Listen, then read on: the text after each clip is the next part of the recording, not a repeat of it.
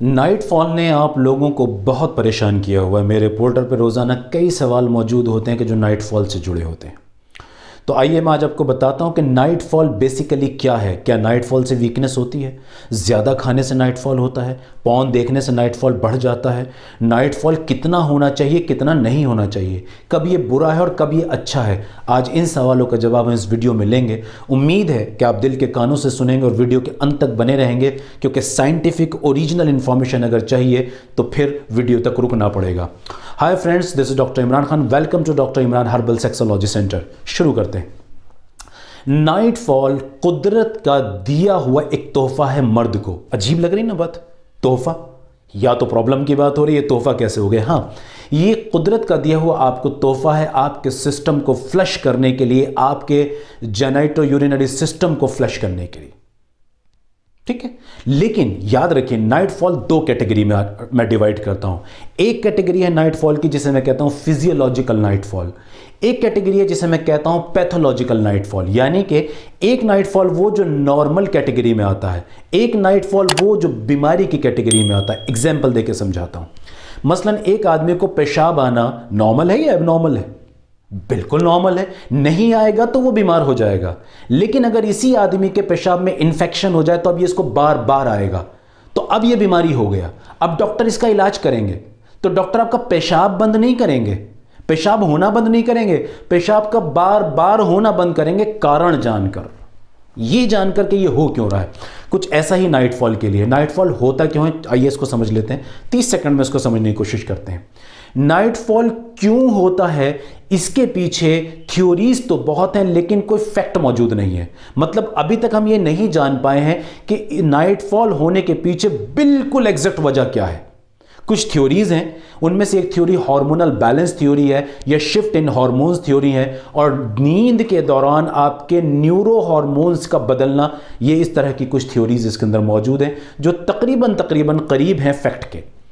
आप जिस वक्त सो रहे होते हैं उस वक्त आपके ब्रेन के अंदर कुछ केमिकल चेंजेस होते हैं, आपके हार्मोन्स के अंदर कुछ चेंजेस होते हैं। ग्रोथ हार्मोन में, आपके टेस्टोस्टेरोन में, ऑक्सीटोसिन में, मेलाटोनिन में, ये कुछ इस तरह के हार्मोन जो आपकी नींद में अपने आप को चेंज कर रहे होते हैं। इनकी जो पीक वैल्यूज होती हैं उनमें फ़र्क आ रहा होता है। इसकी वजह से आपका जो पेट के अंदर कुदरत ने सेक्स का सिस्टम रखा है ब्रेन से कनेक्टेड, वो सिस्टम एक्टिव हो जाता है, और ज़रूरत पड़ने पर जब आपकी बॉडी को लगता है कि सीमेन की क्वांटिटी ज़्यादा हो गई है, वो उसको बाहर धकेल देती है। अक्सर ये ख्वाब के साथ होता है, अक्सर ड्रीम में आपको कुछ महसूस हो रहा होता है, कभी कभी बिना ड्रीम के भी हो जाता है। अगर किसी एक नौजवान लड़के को, अक्सर ये जवानी की कैटेगरी में होता है, जो एक यूथ वाली एज होती है ना, तकरीबन जो हम कहते हैं 15-16 साल से लेकर 25-26 साल तक, ये ज़रा ज़्यादा कॉमन रहता है। और एक और मज़े की बात बताता हूँ, औरतों में भी होता है। हालांकि मर्दों के मुकाबले कम होता है, पर नाइटफॉल औरतों में भी होता है। मेरा टॉपिक औरतों वाला नाइटफॉल इस वक्त नहीं है, तो मैं वहाँ बात नहीं करूँगा। मैं बात करूँगा यहाँ लड़कों की, मर्दों की। नाइटफॉल किसी भी उम्र में हो सकता है, लेकिन आम तौर से यंग लड़कों में ज़्यादा होता है। अगरचे हफ्ते में एक बार या मैक्सिमम 2 बार आपको नाइटफॉल होता है तो परेशान नहीं होना है, ये नॉर्मल है। लेकिन अगर इसी तरह हफ्ते में ये 3 बार 4 बार होने लगे तो अब कुछ इंडिकेशंस मिलने चाहिए कि आप अपने क्वालिफाइड सेक्सोलॉजिस्ट से मिलें कि ये क्या वजह है। मैंने बताया था ना, नाइटफॉल को मैं 2 कैटेगरी में तोड़ता हूं। एक वो जो नॉर्मल है, ये वो नॉर्मल नाइटफॉल है जो हफ्ते में 1 बार या 2 बार हो सकता है। This is normal. This is normal. You needn't have to worry at all if you are going through this particular phase 2 times per week. इसमें 2 रीजन खास तौर से मिलते हैं। एक वजह है साइकोलॉजिकल कॉज, यानी कि मानसिक कारण। वो मानसिक कारण क्या हो सकते हैं, मैं एग्जांपल देता हूं और इसमें एक सवाल का जवाब भी आ जाएगा। जब आप पॉर्न के एडिक्ट हो जाते हैं, पॉर्न ज़्यादा देखने लगते हैं, जब आप आहिस्ता आहिस्ता रोज़ या दिन का एक मेजर हिस्सा सेक्स और सेक्स से जुड़ी बातों में गुजारते हैं, या आप इस तरह के लिटरेचर, इस तरह के न्यूज़पेपर्स ज़्यादातर देखते और पढ़ने लगते हैं कि जिसके अंदर इस तरह का लिटरेचर भी मिलता है या इस तरह की तस्वीरें मिलती हैं। I am extremely sorry to say, हमारे यहाँ के अक्सर पेपर्स जो हैं वो न्यूज़पेपर कम लगते हैं मुझे, और सेमी पॉर्न मैगजीन्स और पेपर्स ज़्यादा लगते हैं जिस तरह की तस्वीरें उसके अंदर मौजूद होती हैं।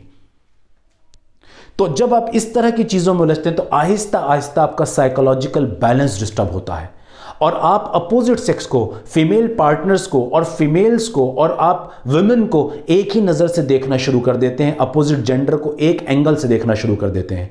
इससे क्या होता है कि आपका ब्रेन कॉन्टिन्यूसली सेक्स वाले हार्मोन बना रहा होता है और आपकी बॉडी को ऐसा लग रहा होता है जैसे वो लगातार सेक्स में है। अब जब यही सोच लेके आप बेड पे पहुंच जाते हैं, इसी हालत में सो जाते हैं, स्मार्टफोन देखते हुए, म्यूजिक सुनते हुए, वीडियोस देखते हुए या अपनी गर्लफ्रेंड से बात करते हुए या वही ख्याल, वही सोच, वही बात करते करते आप सो जाते हैं, तो आप तो सो जाते हैं, आपका ब्रेन नहीं सोता। अब ब्रेन इसको एनालाइज करता है इस सारी इंफॉर्मेशन को जो दिन भर आपने इसको दी है सेक्स के बारे में, और ये नाइटफॉल की शक्ल में आना शुरू हो जाता है, बार बार आना शुरू हो जाता है, रेगुलर बेसिस पे आना शुरू हो जाता है। तो एक कारण तो ये है जो दिमाग से जुड़ा हो, और इस तरह के और कारण भी हो सकते हैं। और एक कारण है कि जब शरीर में कोई बीमारी मौजूद है जिसकी वजह से नाइटफॉल हो रहा है। इसमें कॉमन चीज़ें क्या हैं?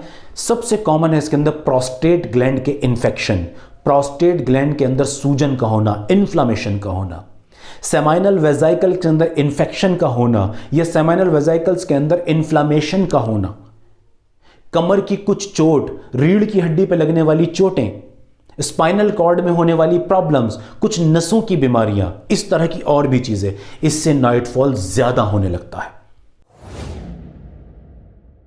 अच्छा, अब कुछ सवालात जो बहुत इंपॉर्टेंट हैं, मैं उनके भी जवाब साथ साथ दे चलूँगा आपको, तो अच्छा रहेगा। पहला सवाल मुझसे जो मालूम किया जाता है बार बार कि क्या नाइटफॉल से वीकनेस हो सकती है? अगर एक लाइन में जवाब दूं तो नाइटफॉल से वीकनेस नहीं होती जब तक कि वो नॉर्मल वाला है। एबनॉर्मल वाला है तो मुमकिन है। एक दूसरा सवाल ये किया जाता है कि धात और नाइटफॉल में क्या फ़र्क है? देखिए, एक मज़े की बात यह है कि धात और नाइटफॉल में बड़ा साफ सा फ़र्क है। धात किसी भी वक्त आपके पेनिस से बाहर निकल सकती है। दूध जैसा चिपचिपा पानी, दूध के रंग का, ये जो ट्रांसपेरेंट फ्लूइड होता है पानी के जैसा, इसको धात नहीं बोलते, मैंने अपनी वीडियो में बताया, उसको ध्यान से सुनिएगा। सफ़ेद रंग का दूध के जैसा अगर कोई पानी निकल रहा है तो इसे धात की कैटेगरी में कहीं रखा जा सकता है। तो नाइटफॉल रात में हुआ करता है और अक्सर नींद में ही होता है। नींद में होने वाली चीज़ को नाइटफॉल, स्वप्न दोष बोलते हैं। हालांकि दिन में भी हो सकता है, लेकिन इसका नाम नाइटफॉल पड़ गया है तो चूंकि रात में ज़्यादा होता है इसलिए, लेकिन ये दिन में भी हो सकता होगा, ये नींद की हालत में, पर धात जागने की हालत में होती है। तो ये ध्यान रखिएगा। एक पॉइंट इसमें बहुत लिखा जाता है और मालूम भी किया जाता है कि अगर कोई आदमी जो हस्त मैथुन का आदी था वो हस्त मैथुन छोड़ दे तो क्या नाइटफॉल बढ़ जाएगा? इसका जवाब है जी हाँ, बढ़ जाएगा। क्यों? क्योंकि अभी तक वो अपनी बॉडी से अपने वीर्य को, अपने सीमेन को रेगुलर बेसिस पे बाहर निकाल रहा था।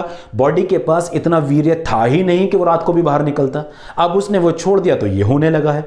और ये एक टाइम हो सकता है कि मैस्टरबेशन छोड़ने के बाद इसकी फ्रीक्वेंसी बढ़े, लेकिन कुछ दिनों के बाद खुद ही ये नॉर्मल हो जाता है, तो परेशान होने की ज़रूरत नहीं है। एक और सवाल किया जाता है कि ज़्यादा खाने से नाइटफॉल होता है? भाई लोगों, ज़्यादा खाने से नाइटफॉल ही नहीं, ज़्यादा खाने से बहुत सारी बीमारियां हो जाती हैं। ख़ासकर ये मेरा तजुर्बा है, क्लिनिकली मैंने देखा है कि जो लोग डिनर बहुत हैवी करते हैं, और हमारा आपको हैरत होगी, आज हमारा कल्चर बन गया है, सुबह से शाम तक ऑफिस में हम अपने काम में बिजी रहते हैं, रात को घर पहुँचते तो सोचते अब मौका मिला है खाना फोड़ दो, है ना? ऐसे ही होता है ना कि खाना फोड़ दो, तो फिर हम कुछ नहीं देखते, क्या आ रहा है बस हम खा रहे हैं और फिर हम बिस्तर पर पहुँच जाते हैं। नतीजा, आपके न्यूरो हार्मोन्स, आपके बायोकेमिस्ट्री के अंदर आर्टिफिशियल चेंजेस होना, उनके अंदर गलत चेंजेस आना, नतीजा नाइटफॉल हो सकता है, बिल्कुल हो सकता है। एक और सवाल किया जाता है कि क्या नाइटफॉल से, स्वप्न दोष से स्पर्म काउंट में, क्वालिटी में, मोटेलिटी में कोई फर्क पड़ता है? अगरचे नॉर्मल वाला है तो नहीं पड़ता, कोई फर्क नहीं पड़ता अगर नॉर्मल वाला नाइटफॉल है। एबनॉर्मल वाला है तो फर्क पड़ सकता है। इसी तरह से एक और सवाल किया जाता है, क्या पॉर्न ज्यादा देखने से नाइटफॉल बढ़ सकता है? तो मैंने वीडियो के शुरू में इसका जवाब दे दिया है, वो ध्यान से सुनिए। बढ़ सकता है। इसका इलाज भी जो है वो मैं आपको वीडियो के अंदर आगे चल के बता रहा हूं, तो ध्यान से सुनिएगा, उसको समझिएगा, वीडियो पे फोकस कीजिएगा। अच्छा, अब एक कैटेगरी आती है कि नाइटफॉल अगर हो रहा है तो क्या हम घर पे कुछ ऐसा कर सकते हैं कि ये कंट्रोल हो जाए? तो मैं ये कहूँगा कि अगरचे कोई बड़ी बीमारी की वजह से ये हो रहा, तो घर पे करने वाला कोई काम ऐसा नहीं है कि जिससे ये ठीक हो जाए। लेकिन तजुर्बा ये कहता है कि अगर थोड़ी फ्रीक्वेंसी ज़्यादा है, कुछ स्टेप्स जो मैं बताने जा रहा, अगर उनको फॉलो किया जाए तो वो लड़के घर पे ही ठीक हो जाते हैं, उन्हें परेशान होने की ज़रूरत नहीं पड़ती। तो वो कुछ टिप्स हैं, उसको आप उन इंपॉर्टेंट टिप्स को समझिए और उनको नोट डाउन कीजिए और स्टेप बाय स्टेप फॉलो कीजिए।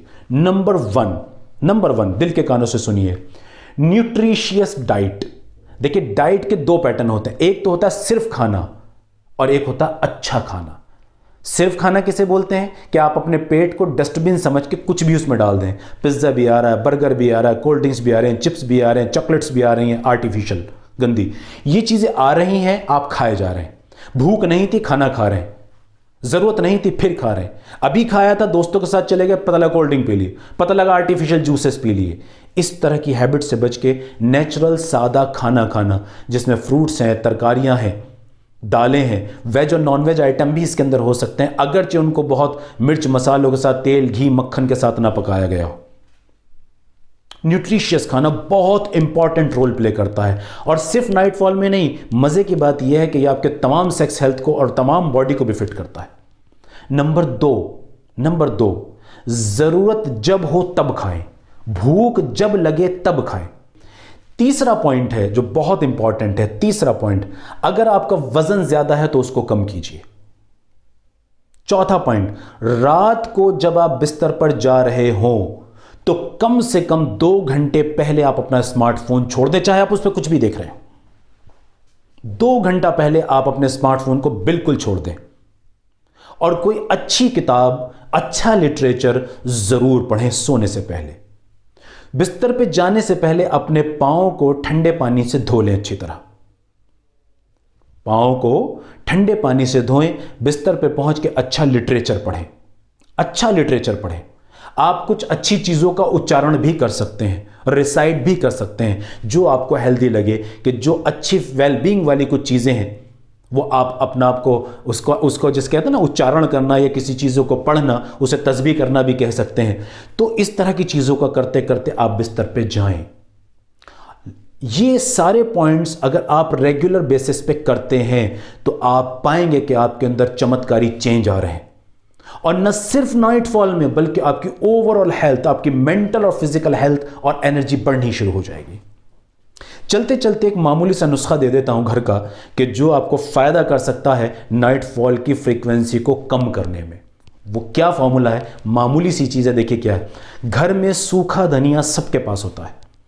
अच्छा, मैं ये कहूँगा कि आप धनिया, जो दाना है धनिया का, वो ख़रीदें। पिसा हुआ पाउडर किसी लोकल जगह से नहीं लाएं, क्योंकि इसमें बहुत सारे एडिटिव्स ऐड किए जाते हैं। सूखा धनिया ख़रीदें, उसको पाउडर करें। आधा चम्मच सूखा धनिया, आधा चम्मच मेथी दाना, इनको पाउडर कर लें। 1 टीस्पून ओरिजिनल हनी में, जो आप रिसर्च करके ऑर्गेनिक हनी बनाइए, इस हनी के अंदर आधा चम्मच धनिया पाउडर, आधा चम्मच मेथी दाना पाउडर, इसे मिक्स कर लीजिए और रात को सोते वक्त इसको चाट लीजिए। इतना कीजिए। अगर इसके बाद आपको लगता है कि नहीं, आपके शरीर में कोई प्रॉब्लम है और आप महसूस कर रहे हैं कि नहीं, कुछ नॉर्मल नहीं है, तो आपके सेक्सोलॉजिस्ट आपकी हेल्प के लिए तैयार बैठे हैं। आपको बेस्ट ट्रीटमेंट देना, बेस्ट गाइडलाइंस देना उनकी जिम्मेदारी है, और वो बैठे हुए हैं। आप उनसे कंसल्ट कीजिए। उम्मीद है बात समझ में आई होगी। ढेर सारी दुआओं के साथ और प्यार के साथ अलविदा। खुद भी सेफ रहिए, दूसरों को भी सेफ रखिए। Thank you very much.